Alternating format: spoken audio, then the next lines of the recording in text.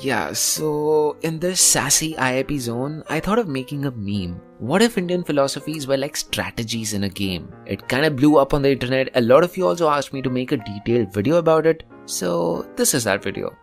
Acha, before we dive right into the heart of it all, let's take a step back and think about what is Indian philosophy in general. You must have heard that India is a land of seekers, not a land of believers. Because in Desh mein, we have always sought for something. Sought for what exactly? Well, the usual fun stuff. Ways to reduce suffering, finding the meaning of life, attain enlightenment. Society jab affluent ho jati hai, then it climbs up the Maslow's pyramid. And we move to doing all this deep shit about life and all that stuff. And because time pe Indian civilization, had 25% of the world's GDP, it had enough time and energy to experiment with all the deeper questions of life. And jitne log the, utne approaches to life, utne hi strategies to plan how life should be. Kafi kuch like playing a game of PUBG. BGMI, sorry. Different players have different strategies to win. Some prefer close range combat while others like sniping from a distance. आप defensively भी खेल सकते हो, या you can drop into Pochinki and wage an all-out war. The goal is the same, to emerge victorious, but the paths to get there are multiple. So there is a natural analogy to how you play a game and how you live your life. Okay, another disclaimer, all of this is in good fun, so don't take it too seriously. If you're easily offended, maybe grab like a chai or something and come back when you're feeling a little more chill, alright? Chalo, let's start with the first category, the easy mode. This is the easy mode, where we are just playing the game casually. The strategies in this mode are beginner friendly, matlab they are easy to understand and get started with, but that does not mean that they are necessarily easy to master. That is also why they are the most popular of all the strategies in this chart. Gaming terms में बोलूं तो it is tough to get a high score using these strategies, but game के मजे आप काफी ले सकते हो. So let's start with the first strategy, Bhakti. Bhakti is the most democratic strategy out there. The Sanskrit word for devotion, Bhakti is all about surrendering yourself to the game creator. In Bhakti, you use your emotions to please the creator, worship the creator, and basically dedicate yourself to him, hoping that along the path he will be impressed with your devotion and also maybe help you out. Bhakti strategy mein, you don't imagine God as some mysterious abstract force in the sky. Instead, you give him a form, often an idol or an image. And not just that, you see him like a person, like a friend, a child, a master or a lover. You basically humanize the creator. Now, if you're not the emotional kind, you might find all of this kind of sweet, but also a little bit cringy. I mean, these guys are playing the game more from their hearts than their minds. You could also say that since Bhakti folks primarily operate through emotion, noob Bhakti players can easily get corrupted. They might end up following all sorts of cults, becoming excessively obsessed, or even getting lost in the theatrics of it all, and also get exploited in the process. But well, because of its raw appeal, Bhakti is incredibly popular, and not just in India, but everywhere. You could also say that Bhakti is like the gateway drug of religion. It's often the first step that people take towards exploring their spiritual side. Whether you're a casual player or a hardcore devotee, Bhakti offers a way to connect with the divine on a very deeply personal level. Moving on, the Puran strategy. The Puran players are the second most popular players of the game. Puran or Purana, however you want to pronounce it, literally means old or ancient stories. If you are a Purana player, you are basically the ultimate lore nerd of the game. You know everything about the game's mythology, the stories of the top players, the many gods and demons, heroes, side heroes, all of that. Technically, the Purans are the collection of 18 major texts, each focusing on different aspects of the game lore. Some like the Bhagavad Puran are all about the avatars of Vishnu, which are also popular among the Bhakti players. Bhagavata Puranam starts where Mahabharatam ends. It elaborates about the end of Mahabharatam and its aftermath. It talks about the history of Parikshit Maharaja, start of Kali Yugam and how it would unfold. Bhagavata Puranam also elaborates the account of the conversation between Uddhava and Vidura. Others like the Shiv Puran are a little more abstract and delve into the mysteries of the universe. Shiva Puranam illustrates the origins of Shiva in the form of Agni Stambham, the conflict between Sri Mahavishnu and Brahma. It talks about the sacred rituals of Shivalingam. It talks about the Shiva Tattvam, the philosophy of Shiva. Then there's the Skanda Puran, the longest Puran actually, which is about Kartikeya, the son of Shiva and Parvati. Skanda Puranam. It is the largest of all the 18 Puranas. Almost every sacred place in Bharat has a place in Skanda Puranam. But the Purans aren't a bunch of dusty old stories only. They are also packed with practical advice and spiritual wisdom. They teach players about enlightenment, the nature of karma, reincarnation, all of which help you level up in the game. Puran shouldn't be confused with Itihas, although they are often mentioned together side by side. And Purans and Itihas together are considered to be the fifth Veda, or Ved. Fifth Ved. For players who love to LARP or live-action roleplay or imagine themselves as the great heroes, the Purans and Itihas offer a wealth of inspiration. These epic tales provide a framework for understanding the world and your place in it, and enact yourself as Maryada Purushottam Ram or Dharma Pitama Bhishma or the clever Shakuni or the strong Bhim. So, if you're ready to geek out on some ancient Indian lore, grab a copy of your favorite Puran and dive in. Just be warned, you might end up spending more time reading than actually playing the game. And if you don't understand the symbolism, you might take things literally and then be confused with all the conspiracy But hey, that's the life of a true Puran fan. Next we move to the Smarta strategy, or as an Australian would say, Smara, cause it claims to be the smartest strategy. The Smarta strategy is the jack of all trades strategy. It is all about bringing together the best bits of Hinduism into one package. The founder of Smartaism was Adi Shankaracharya ji, who was kinda like the Steve Jobs of Hinduism. He looked at the different philosophies and practices spread all over India, and he thought to himself, hey, we can simplify this for everyone. So he took the Vedanta philosophy, mixed in a bit of yoga, and then blended it all with a chutki of bhakti traditions, and thus was born a streamlined, user-friendly version of Hinduism that anyone could get into. The Smartas are known for their Panchayatna Puja, which is kind of like having an all-star team of deities. You have got Vishnu, Shiva, Shakti, Surya, and Ganesha. In some Smarta tradition, there is even a sixth abstract and impersonal deity to represent the ultimate reality. And if you are in South India, you might see even Kartikeya join the party too. But here's the thing, Smartas believe that all these deities are just different ways to connect with Paramatma. It's like having multiple paths leading to the same destination. You can choose one that resonates with you the most, but ultimately they all lead to the same place. Today, most Hindus, including you, have a bit of Smartaism in you, even if you don't realize it. आपके घर में जब पूजा होता है, then you see multiple gods and goddesses के मूर्तिs. They all come from the efforts of Adi Shankaracharya ji. Next on Karma Yoga.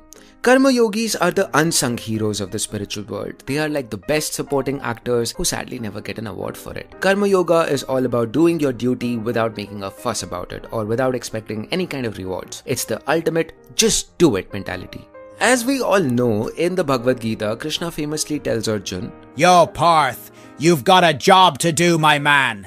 Just do it, bruh. Just do it. Alright, there's a slight chance that Krishna didn't say that, but well, you get the vibe, right? Karma Yoga is one of the 4 main paths to enlightenment in Hinduism. It's often seen as the easiest path because it does not require any special skills or knowledge. All you need is a willingness to work hard and have a sense of duty. Indians have long been Karma Yogis, I think. At a time when some countries would resort to violence and destroy their culture, our parents and grandparents were masters at showing up to work every single day and putting in the hours no matter how tedious the job was. Like seriously, can you imagine working a single job for 30 years? They had a knack for accepting whatever life threw at them with a smile, hoping to be good parents for us. In a way, this attitude has helped India weather many storms and emerge stronger today. However, it's also important to remember that being a karma yogi does not mean to be a pushover. Sometimes all that selfless action can lead to people taking advantage of your good nature. And if you're not careful, you might find yourself stuck in a dead-end job or a stagnant situation. And because you're so detached from the end results, there is less incentive for you to innovate. I feel sometimes you do need obsession and attachment to give your 100%. But well, those are just my thoughts. Who am I to argue with Krishna? So yeah guys, that concludes our easy tire. Before we move on to the next tire, guys, if you have been liking this video, please do like and hit the subscribe button. It really means a lot. And yes, if you like this poster and would like to hang it on your wall to have a conversation starter with your friends, you can find a link in the description box below. Chaliye, let's now move on to the hard mode. These strategies are definitely not for the beginners. They require us to carefully understand a new framework to look at reality. And all these strategies involve breaking down reality into smaller fundamental components. This is kinda like looking under the game and tinkering directly with the code yourself. You won't find many casual gamers talking about these strategies at parties, but the true geeks, the ones who are hardcore nerds about the Vedas and the Upanishads, will find a way to these strategies. Alright, let's begin. Nyaya. Nyaya is all about logic and epistemology, the study of truth. It's like Sherlock Holmes of Hindu philosophy, using deductive reasoning to solve the mysteries of the universe. Nyaya players have an algorithm developed to infer at universal truths, the nature of knowledge, and even the existence of God. Nyaya players were the first to develop logical axioms like inference. For example, all humans are mortal, Shah Rukh Khan is a human, and therefore Shah Rukh Khan is a mortal. This kind of way of thinking was the innovation of the Nyaya people. So you can imagine the Nyaya players as the detective debaters of the Hindu world. Next is Vaisheshika. Vaisheshika is the atomic theory of Hindu philosophy. If Nyaya deals with epistemology, Vaisheshika deals with ontology. Rather than an abstract truth, Vaisheshika looks at the physical existence of reality. It breaks down reality into its smallest components, which it calls Paramanu. And then Vaisheshika players try to understand how these Paramanus combine to create the world that we experience. It's kinda like playing a philosophical Minecraft, building up complex structures with simple building blocks. Vaisheshikas have also come up with the concept of new entities forming from the combination of basic entities, which they call Samyog. Kinda like how in Minecraft combining a stick and a coal gives us a torch. Vaisheshikas believe that everything in the world is built with such combination of building blocks like Dravya, Gun, Karm, Samanya, Vishesh and Samvay. Next in line is Sankhya. Sankhya is the dualistic philosophy that sees the world as an interplay between Purusha and Prakriti. Purusha is consciousness and Prakriti is matter. Sankhyas believe that Prakriti is made up of Sattva, Rajas and Tamas, which are the three abstract qualities out of which everything is made up of. Prakriti is drawn to Purusha like iron to magnet, and from this interaction of Purusha and Prakriti, Buddhi or intelligence is created. From this intelligence, Ahankar or identity emerges, and then from this Ahankar, 23 tattvas come into existence. Sankhyas believe that the world is real and cause and effect are tied together in one unit. Excellent description of the game mechanics, I must say. Finally comes Mimamsa. Mimamsa folks are the most conservative intellectuals of this tier. They focus a lot on Vedic interpretation. It's all about understanding the deeper meaning behind the rituals and the hymns of the Vedas. Mimamsa philosophers have developed complex rules of interpretation, kind of like a secret code for unlocking the wisdom of the ancient rituals in the Vedas. So yeah, there you have it, the hardcore mode of Hindu philosophy. These strategies may not be for everyone, but for those who are willing to put in the work and the effort and the time, this tier offers a deep and rewarding path to understanding the nature of reality. Chaliye, let's now move out.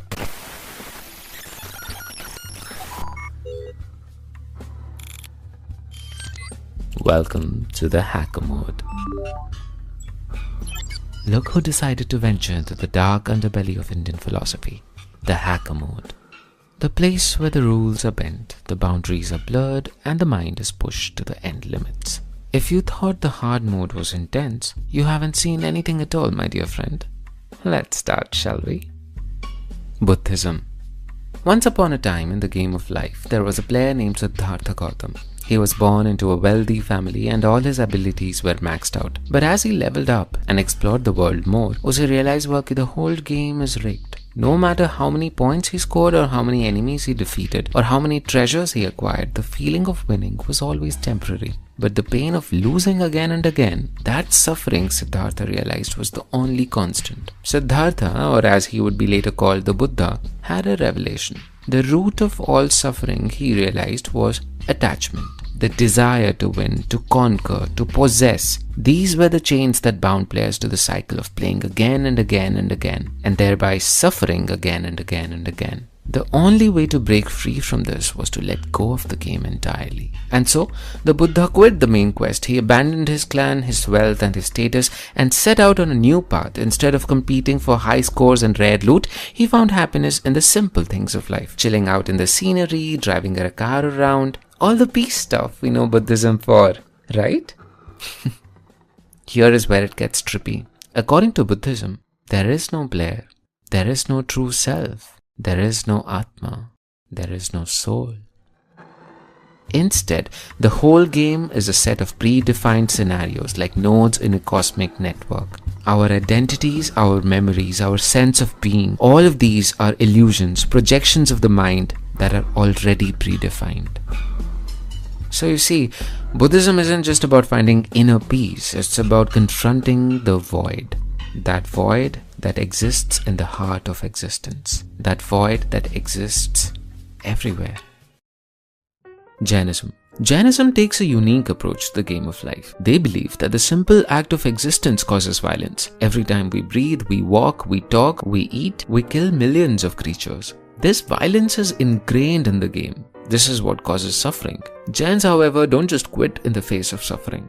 They've got a strategy to deal with it. Jains see suffering as a way to level up your character. They believe that by facing challenges head-on, you can delete your negative karma points and ultimately conquer the game. It's like when you're playing a tough level and you keep dying and dying, you still know that you are getting better with each attempt. In the world full of suffering, reducing that suffering must be the only logical thing to do.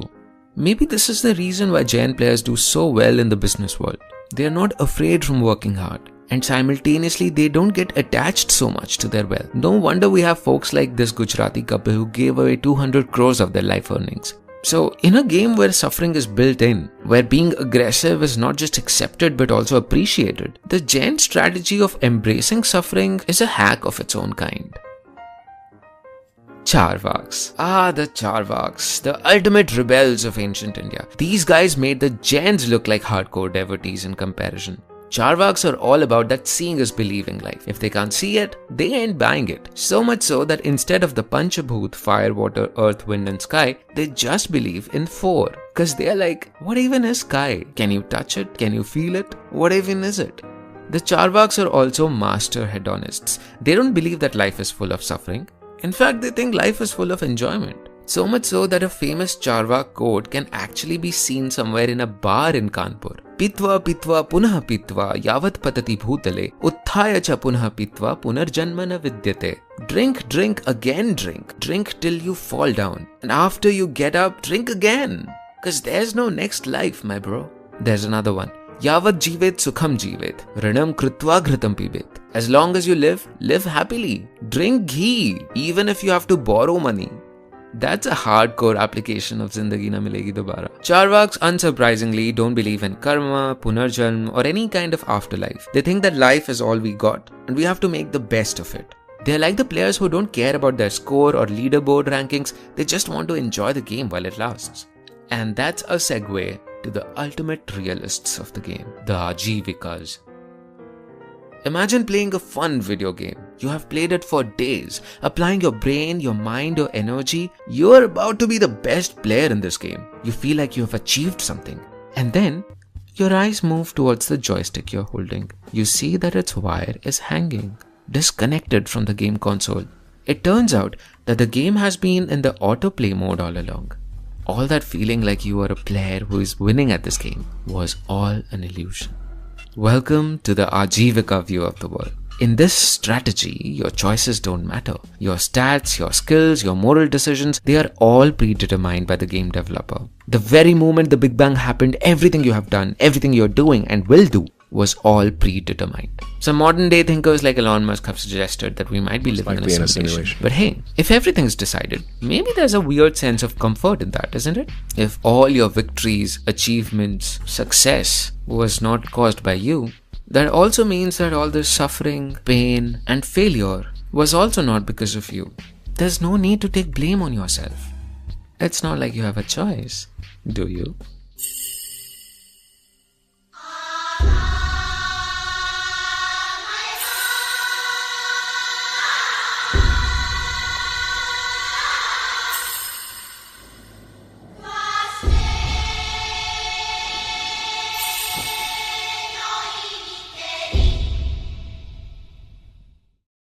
Dear Seeker, congratulations. You have made it to the final part of our philosophical journey, the advanced mode.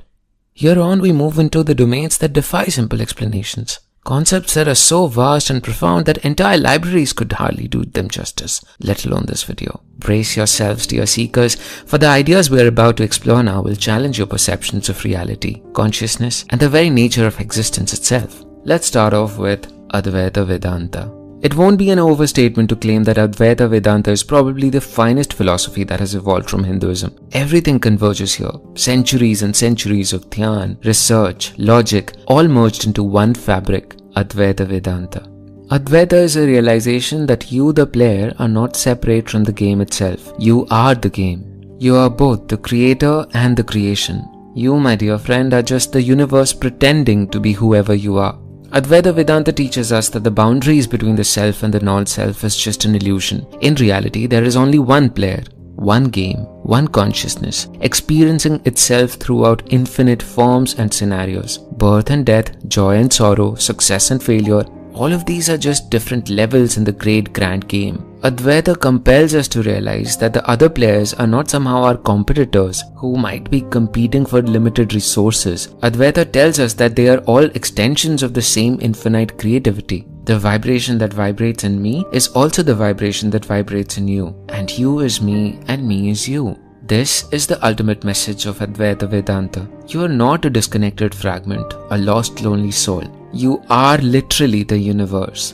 You are blessed to be the form that the universe takes to express itself, to discover itself. By embracing this truth, you tap into a source of power and creativity that is unbounded. This is similar to what Kashmir Shaivism has to say. In many ways, Kashmir Shaivism is the sibling of Advaita and also adds a new dimension to it. While both schools agree that the ultimate reality is one, Kashmir Shaivism emphasizes that the Brahman, which it calls the Param Shiva, is not an inert observer. It is a dynamic creative force that lives and breathes within you. In Kashmir Shaivism, the universe is not an illusion to be overcome. It is real. It is real, unlike Maya. We are not expressions of one passive originator. We are literally the canvases, the playgrounds on which Shiva dances and manifests himself. According to Kashmir Shaivism, it is not about escaping the game, but realizing that we have the power to shape our experience within it. Kashmir Shaivism invites us to tap into this creative potential and not give in to nihilism. It challenges us to recognize the Param Shiva in us and break away all illusions and shape reality, not just be a slave to it. Tantra. Tantra is an ancient philosophical tradition, and believe it or not, it has been shaped by not just Hinduism, but also Buddhism, Jainism, and even Sikhism. At its core, Tantra emphasizes the divine feminine power, or Shakti. Tantric practitioners have their own set of mantras and rituals that are quite unlike any other kind of worship.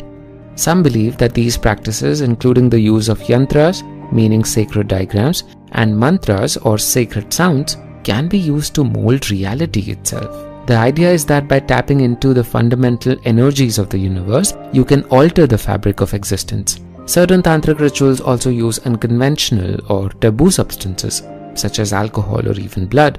These shocking methods are intended to break down the space between the sacred and the unsacred, allowing the practitioner to truly bypass the material world. While some may dismiss these practices as superstitions, Tantra players believe that they have deep spiritual significance. There is something so primal and instinctive in Tantra that we find versions of it everywhere, from the Aghoris in northern India to Vajrayana Buddhists in Tibet. Ultimately, Tantra is about embracing the full spectrum of human experience. Holy to unholy, light to dark, beautiful to grotesque. Tantra challenges individuals to confront their inner inhibitions and break through the mental and spiritual blockages. This path is not for the faint of heart. It requires a lot of courage and almost an ability to surgically operate on your psyche. However, for those who persist, Tantra is transformative and it can lead to a very deep understanding of the nature of reality. We now move on to the final strategy, yoga. People popularly believe yoga is all about physical exercises. Sure, it is a big part of it, but that's just a scratch in the surface. The yogic path is about constantly striving to become better and better version of yourself, seeking constant growth and expansion. The player begins by mastering the physical realm, practicing asanas to build strength, flexibility, and balance. This prepares your body and mind for the deeper levels of practice. As you progress, you learn to control your breath through pranayama, harnessing the power of the prana or the life force energy. This skill allows us to navigate the game's challenges with ease and grace. As a yogi, you then turn inwards using pratyahar to withdraw from all the distractions of the external world and focus solely on the inner landscape of your mind. And then, through dharana and dhyan, you develop laser-like concentration and the ability to meditate deeply. Along the way, you also collect powerful tools and upgrades, such as yam and niyam, which serve as ethical guidelines and personal observances. Ultimately, the goal of the yogic strategy is to achieve samadhi, a state of pure consciousness. The yogi then becomes the game master, transcending the illusions of the material world. In this sense, the end game of yoga is not about accumulating points or achieving external victories. Rather, it is about unlocking the infinite potential within oneself and realizing the true nature of reality. All these 16 strategies are not exclusive. You don't have to pick just one, and to be honest, there are a lot more than these 16 here. I just picked 16 so that they fit in this grid. The idea in Hinduism, the Indian way of life, is to mix and experiment different styles. Create your own custom package for yourself. Create your own personalized strategy for yourself. This country has always been about celebrating multiple ways, multiple perspectives. There's always multiple different strategies. If you're emotional, you'll probably be into bhakti. If you're logical, nyaya would appeal to you. If you are having an algorithmic way of looking at the world, there is samkhya. If you don't like putting yourself in a box, you can be a charvak. If you like to read stories, there are the Puranas. If you want a more hands-on approach, there is yoga. Basically, there is something for everyone. And that is the true pluralistic inclusivity that I love about the Indian tradition. So guys, do comment in the comment section, what did you feel like?